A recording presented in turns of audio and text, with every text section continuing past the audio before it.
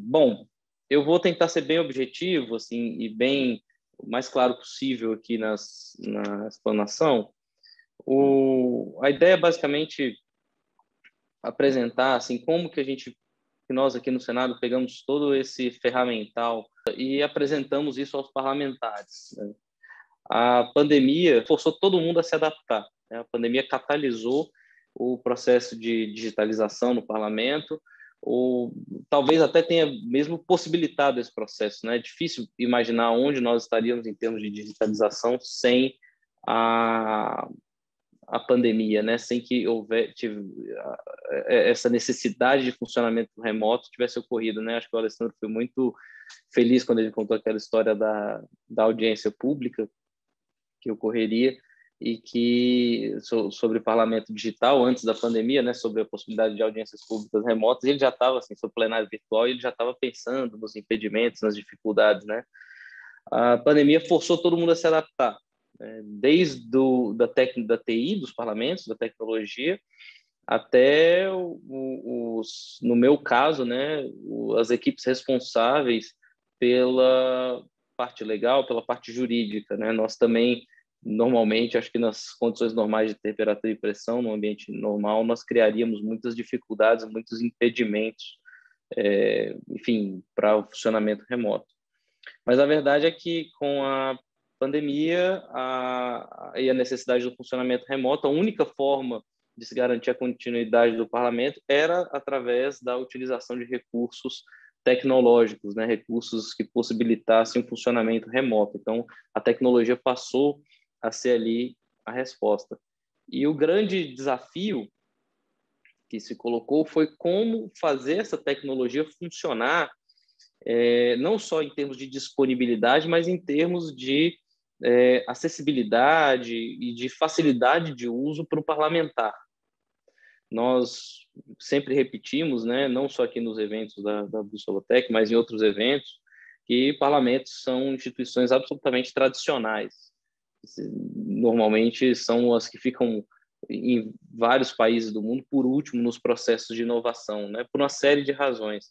Mas de uma hora para outra o parlamento brasileiro, em especial o Senado, que já tinha uma construção, um caminho aí de digitalização percorrido, se viu forçado a se adaptar e dar um passo aí, talvez não só o passo, né, mas o passo para a adaptação e digitalização no parlamento. Então, o desafio, eu acho que o Alessandro abordou um pouco dessa primeira parte, que era como fazer essa tecnologia estar disponível para os parlamentares, era fazer não só essa tecnologia disponível, mas essa tecnologia acessível, fazer com que os parlamentares se adaptassem a essa tecnologia.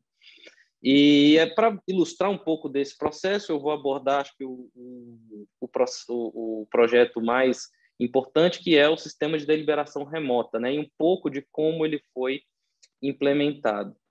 No primeiro momento, quando foi necessária a implementação desse projeto, do sistema de deliberação remota, o foco, e acho que isso é preciso, não é injusto, estava muito mais na usabilidade, na facilidade de uso do sistema, do que, sei lá, em segurança ou em aspectos jurídicos disso. Acho que houve uma boa vontade até das cortes superiores em legitimar, do ponto de vista jurídico, esse funcionamento.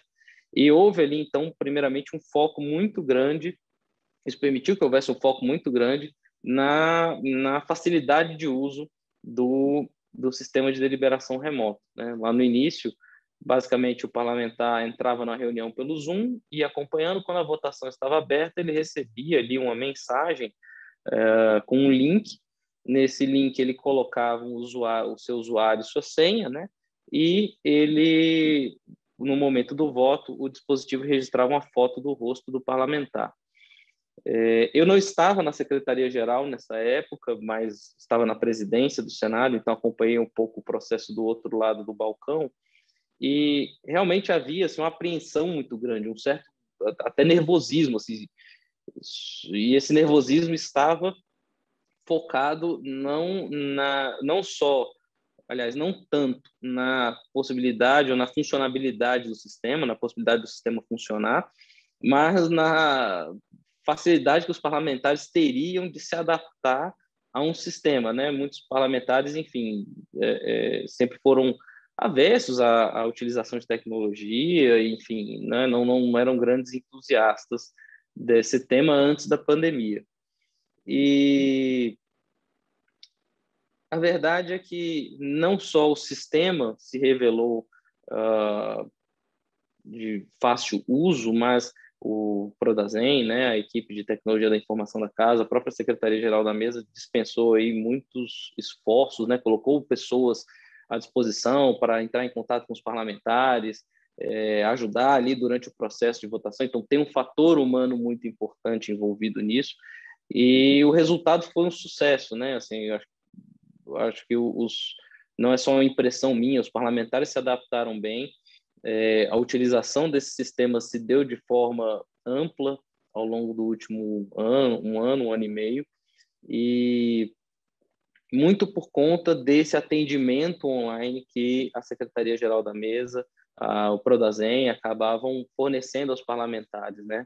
É fácil, entre aspas, fazer isso no Senado, porque são apenas 81 senadores, né? Eu converso muito com o secretário-geral da Mesa da Câmara, lá são 513 deputados, então esse tipo de atendimento mais personalizado, ele é basicamente inviável, mas no Senado nós conseguimos, então, implementar esse processo de forma ágil, e o resultado foi que no ano passado nós tivemos aí o ano mais produtivo do Legislativo, né, desde 1988, quando passou a vigorar a nossa Constituição, nossa nova Constituição. Então, eu acho que esse dado fala por si só, né? Existe, então,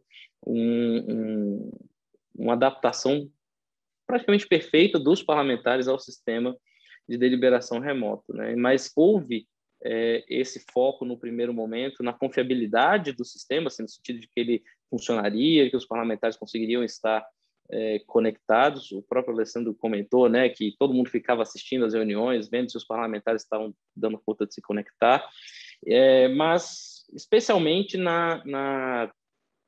no conforto que os parlamentares teriam para usar esse sistema.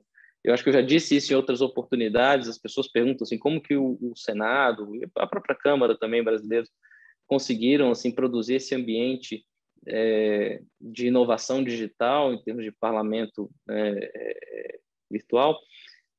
Eu digo que a chave sempre foi fazer os parlamentares se sentirem confortáveis com o uso da tecnologia. Então, esse primeiro momento eu considero que foi determinante para que os parlamentares sentissem confiança, que o sistema funcionava, que eles davam conta de usar, que havia disponibilidade dos servidores da Secretaria-Geral da Mesa e do Prodazem de prestar esses esclarecimentos, de prestar esse apoio, e isso nos deu esse conforto. Passado esse primeiro momento, aí em abril deste ano, nós avançamos para um segundo momento, que envolve basicamente a expansão do uso do sistema de deliberação remoto para as comissões e para outros tipos de reunião, e um implemento na segurança aí do sistema, né? A partir agora, recentemente, nós implementamos uma que eu posso chamar de fase 2 do sistema de deliberação remoto, implicou também um novo ato da mesa diretora, um novo ato interno do Senado para regulamentar esse funcionamento, mas ele basicamente expande o uso desse sistema para as comissões e gera um incremento de segurança, né? Agora os parlamentares fazem a votação, né? Os senadores conseguem fazer a votação usando o aplicativo do Senado, ou seja, uma solução interna nossa. Os parlamentares devem registrar um celular, né, um dispositivo para que eles possam fazer a votação, e eles recebem também o link de confirmação nesse dispositivo, né? Então, depois de vencida, né, aquela primeira etapa, com um foco um pouco mais direcionado para a facilidade de se usar o sistema, agora nós focamos um pouco mais nessa segunda parte, na segurança do sistema, né? Até porque os parlamentares já estavam confortáveis com o sistema, com o uso do sistema no primeiro momento. E acho que a grande métrica que a gente pode pela qual nós podemos medir o sucesso e a adaptação dos parlamentares a esse novo sistema é o fato de que praticamente todos os parlamentares, se eu não me engano, acho que só 3 parlamentares ainda não tinham trazido seus celulares para se registrarem e poderem fazer uso desse sistema. Então, a esmagadora maioria dos parlamentares se adaptou e manifestou interesse de levar o seu dispositivo lá na Secretaria-Geral da Mesa e cadastrar esse dispositivo para votação, né? O que mostra não só uma adaptação, mas um interesse dos parlamentares, eu acho que isso casa muito com o que o Alessandro falou, em que esse sistema continue, né? Em que haja também essa possibilidade, mesmo aí vencida a pandemia, de que se continue utilizando a votação remota em determinados casos, em determinadas situações. Então, eu acho que nós estamos caminhando, de fato, para uma solução em que envolve todas as informações que o parlamentar precisa num único aplicativo. Eu acho que essa aí vai ser a última, ou talvez a próxima etapa do processo. Informações que vão desde dados a respeito dos projetos, reuniões, né, o passo a passo das reuniões, acompanhar as reuniões por vídeo, tudo numa aplicação.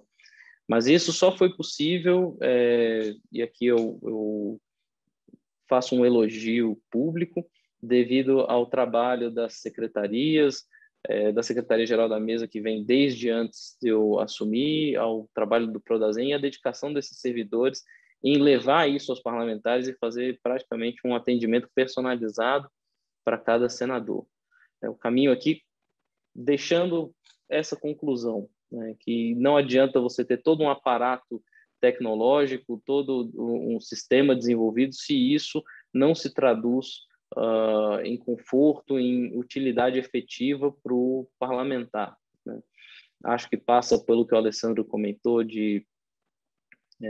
pelos servidores de TI, né, que não são aí da área fim, entenderem mais o processo legislativo, entenderem quais são as demandas, mas definitivamente essa disposição de tornar o sistema amigável, de se tornar um sistema de fácil uso para os parlamentares é definitivo.